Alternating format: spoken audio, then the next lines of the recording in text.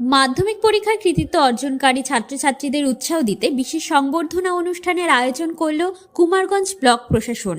মঙ্গলবার কুমারগঞ্জ ব্লকের উদ্যোগে ব্লকের মোট 20টি মাধ্যমিক বিদ্যালয়ের প্রথম স্থানাধিকারীদের সংবর্ধিত করা হয়। কুমারগঞ্জ ব্লক অফিসের সভাকক্ষ বিবেকানন্দ হলে আয়োজিত এই অনুষ্ঠানে কৃতি পড়ুয়াদের হাতে স্মারক ও শুভেচ্ছা তুলে দেন অতিথিরা।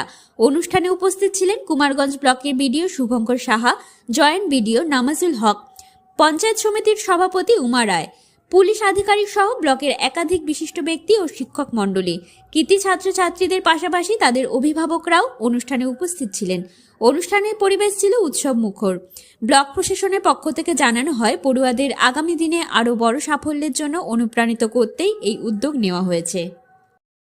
মাধ্যমিকের কৃতি ছাত্রছাত্রী আমাদের ব্লকে, কুমারগঞ্জ ব্লকের অধীনে যে সমস্ত স্কুলগুলো আছে, হাই স্কুল আছে, তাদের যে সমস্ত ছাত্রছাত্রীরা আছে তাদেরকে আমরা আজকে ডেকেছিলাম, যারা ফার্স্ট হয়েছে, স্কুলে হাইস্ট নাম্বার পেয়েছে তাদেরকে।